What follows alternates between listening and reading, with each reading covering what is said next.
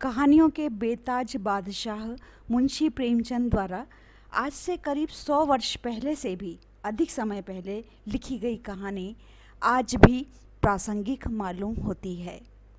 मैं अंजलि सराफ आपके सामने एक ऐसी ही कहानी सुनाने जा रही हूँ जिसे सुनकर आपको लगेगा कि इतने समय बाद भी हमारी स्थितियाँ आज भी वही है।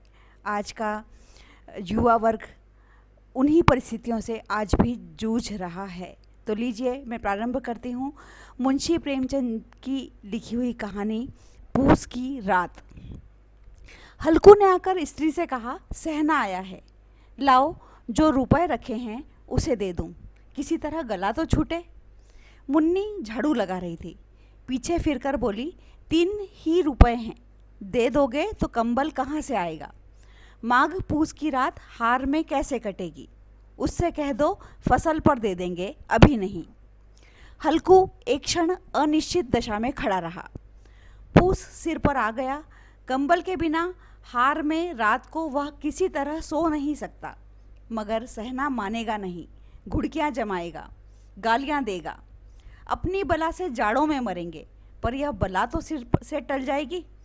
स्त्री के समीप आ गया और खुशामद करके बोला, दे दे, गला तो छूटे, कंबल के लिए कोई दूसरा उपाय सोचूंगा।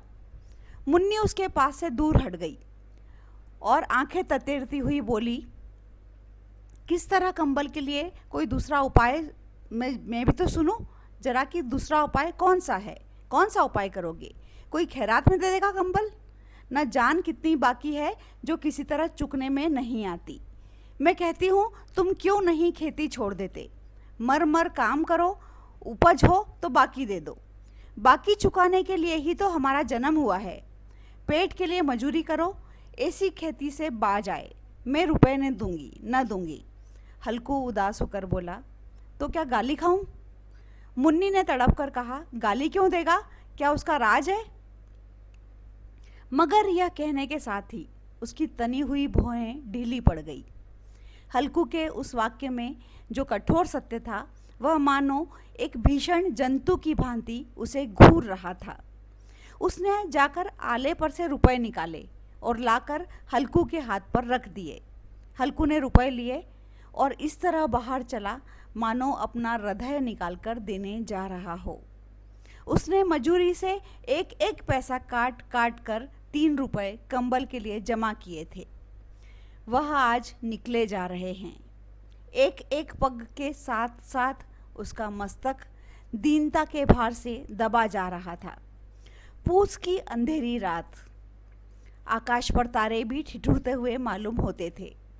हल्कू अपने खेत के किनारे ऊख के पत्तों की एक छतरी के नीचे बांस के खटाले पर अपनी पुरानी गाढ़े की चादर ओढ़े पड़ा काँप रहा था। खाट के नीचे उसका संगी कुत्ता जबरा पेट में मुंह डाले सर्दी से कूं कूं कर रहा था।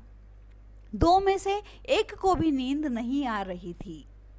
हल्कू ने कहा, उठूं, फिर एक चीलम भरूं, किसी तरह रात तो कटे। 8 चीलम तो पी चुका, यह खेती का मजा है। और एक भगवान ऐसे पड़े हैं जिनके पास जाड़ा आए तो गर्मी से घबराकर भागे। मोटे मोटे गद्दे, लिहाफ, कंबल, मजाल है जाड़े का गुजर हो जाए। तकदीर की खूबी, मजूरी हम करें, मजा दूसरे लूटें। हल्कू उठा, गड्ढे में से जरा सी आग निकालकर चीलम भरी। जबरा भी उठ बैठा। हल्कू ने चीलम पीते हुए कहा, पिएगा चीलम। जाड़ा तो जाता क्या है, पर हाँ जरा मन बदल जाता है। जबरा ने उसके मुंह की ओर प्रेम से छलकती हुई आंखों से देखा।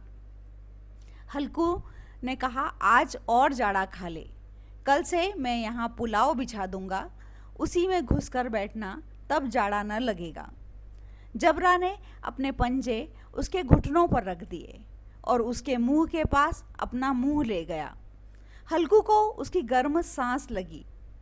चीलम पीकर हल्कू फिर लेटा और निश्चय करके लेटा कि चाहे कुछ हो अब की सो जाऊंगा। पर एक ही क्षण में उसके हृदय में कंपन होने लगा। कभी इस करवट लेटता, कभी उस करवट, पर जाड़ा किसी पिशाच की भांति उसकी छाती को दबाए हुए था। जब किसी तरह न रहा गया, उसने जबरा को धीरे से उठाया और उसके सिर को थपथपाकर उसे अपनी गोद में सुला लिया। कुत्ते की देह से जाने कैसी दुर्गंध आ रही थी, पर वह उसे अपनी गोद में चिपटाए हुए ऐसे सुख का अनुभव कर रहा था जो इधर महीनों से उसे न मिला था। जबरा शायद यह समझ रहा था कि स्वर्ग यही है, और हल्कू की पवित्र आत्मा में तो उस कुत्ते के प्रति घृणा की गंध तक न थी। अपने किसी अभिन्न मित्र या भाई को भी वह इतनी ही तत्परता से गले लगाता। वह अपनी दीनता से आहत न था, जिसने आज उसे इस दशा तक पहुंचा दिया। नहीं, इस अनोखी मैत्री ने जैसे उसकी आत्मा के सब द्वार खोल दिए थे और उनका एक एक अणु प्रकाश से चमक रहा था। सहसा जबरा ने किसी जानवर की आहट पाई। इस विशेष आत्मीयता ने उसमें एक नई स्फूर्ति पैदा कर दी थी, जो हवा के ठंडे झोंकों को तुच्छ समझती थी। वह झपट कर उठा और छपरी के बाहर आकर भूखने लगा। हल्कू ने उसे कई बार पुचकार कर बुलाया, पर वह उसके पास न आया। हार में चारों तरफ दौड़ दौड़ कर भूखता रहा। एक क्षण के लिए आ भी जाता तो तुरंत ही फिर दौड़ता। कर्तव्य उसके हृदय में अरमान की भांति ही उछल रहा था। 1 घंटा और गुजर गया। रात ने शीत को हवा से धधकाना शुरू किया। हल्कू उठ बैठा और दोनों घुटनों को छाती से मिलाकर सिर को उसमें छिपा लिया। फिर भी ठंड कम न हुई। ऐसा जान पड़ता था सारा रक्त जम गया है। धमनियों में रक्त की जगह हीम बह रही है। उसने झुककर आकाश की ओर देखा। अभी कितनी रात बाकी है? सप्तर्षि अभी आकाश में आधे भी नहीं चढ़े। ऊपर आ जाएंगे तब कहीं सवेरा होगा। अभी पहर से ऊपर रात है। हल्कू के खेत से कोई 1 गोली के टप्पे पर आमों का एक बाग था। पतझड़ शुरू हो गई थी। बाग में पत्तियों का ढेर लगा हुआ था। हल्कू ने सोचा चलकर पत्तियां बटोरूं और उन्हें जलाकर खूब तापूं। रात को कोई मुझे पत्तियां बटोरते देखे तो समझे कोई भूत है। कौन जाने कोई जानवर ही छिपा बैठा हो। मगर अब तो बैठे नहीं रह जाता।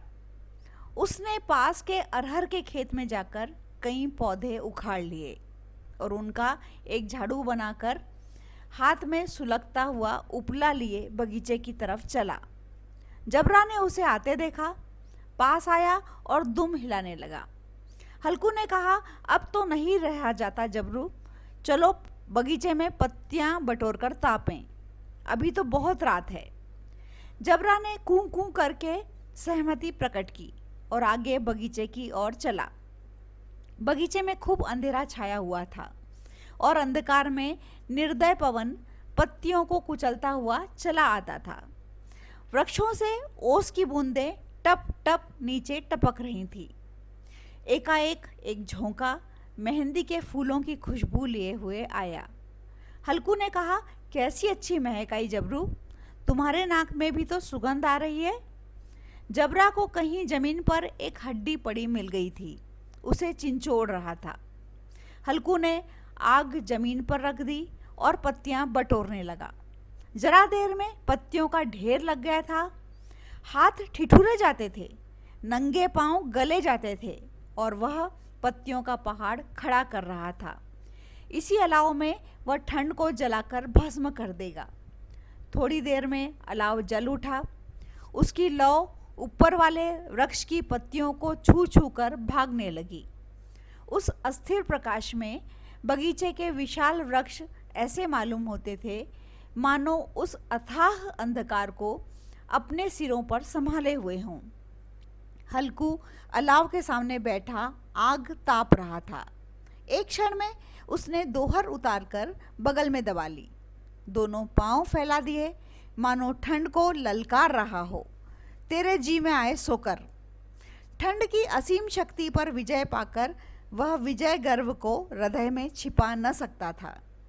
उसने जबरा से कहा, क्यों जब्बर, अब ठंड नहीं लग रही है ना? जब्बर ने कूकू करके मानो कहा, अब क्या ठंड लगती ही रहेगी? पहले से यह उपाय न सूझा, नहीं तो इतनी ठंड क्यों खाते? जब्बर ने पूंछ हिलाई। अच्छा आओ, इस अलाव को कूद कर पार करें, देखें कौन निकल जाता है। जब्बर ने उस अग्नि राशि की ओर कातर नेत्रों से देखा। मुन्नी से कल कह न देना, नहीं तो लड़ाई करेगी। यह कहता हुआ हल्कू उछला और उस अलाव के ऊपर से साफ निकल गया। पैरों में जरा लपट लगी, पर वह कोई बात न थी। जबरा आग के गिर्द घूमकर उसके पास आ खड़ा हुआ। हल्कू ने कहा, चलो चलो, यह सही नहीं, ऊपर से कूद कर आओ। वह फिर कूदा और अलाव के इस पार आ गया। पत्तियां जल चुकी थी। बगीचे में फिर अंधेरा छा गया था। राख के नीचे कुछ कुछ आग बाकी थी, जो हवा का झोंका आ जाने पर जरा जाग उठती थी, पर एक क्षण में फिर आंखें बंद कर लेती थी। हल्कू ने फिर चादर ओढ़ ली।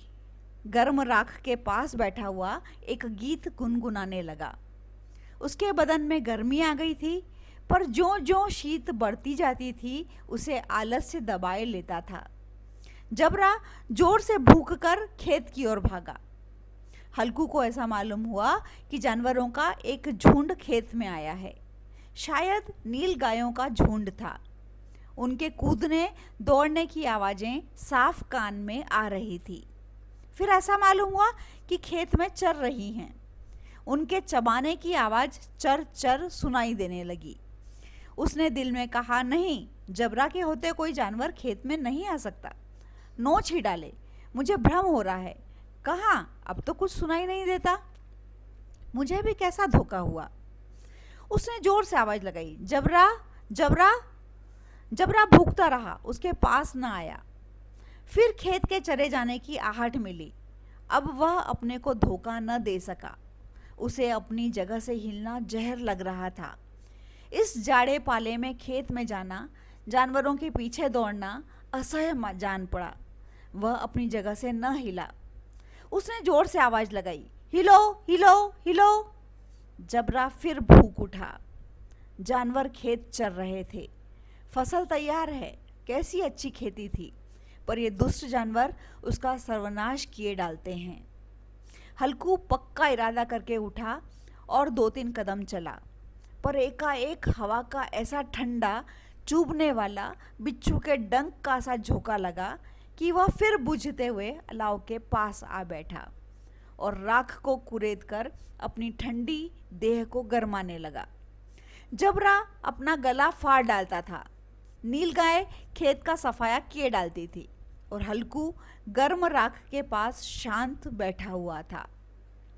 अकर्मण्यता की रस्सियों ने उसे रस्सियों की भांति चारों तरफ से जकड़ रखा था। उसी राख के पास गर्म जमीन पर वहीं चादर ओढ़कर सो गया। सवेरे जब उसकी नींद खुली, तब चारों तरफ धूप फैल गई थी और मुन्नी कह रही थी, क्या आज सोते ही रहोगे? तुम यहाँ आकर रम गए और उधर सारा खेत चौपट हो गया। हल्कू ने उठकर पूछा, क्या तू खेत से होकर आ रही है? मुन्नी बोली, हाँ, सारे खेत का सत्यानाश हो गया। भला ऐसा भी कोई सोता है? तुम्हारे यहाँ मड़ैया डालने से क्या हुआ? हल्कू ने बहाना किया, मैं मरते मरते बचा, तुझे अपने खेत की पड़ी है। पेट में ऐसा दर्द हुआ कि मैं ही जानता हूँ। दोनों फिर खेत के डांड पर आए। देखा सारा खेत रौंदा पड़ा हुआ है और जबरा मड़ैया के नीचे चित्त लेटा है, मानो प्राण ही न हो। दोनों खेत की दशा देख रहे थे। मुन्नी के मुख पर उदासी छाई थी, पर हल्कू प्रसन्न था। मुन्नी ने चिंतित होकर कहा, अब मजूरी करके माल गुजारी भरनी पड़ेगी। हल्कू ने प्रसन्न मुख से कहा, रात को ठंड में यहाँ सोना तो न पड़ेगा। धन्यवाद।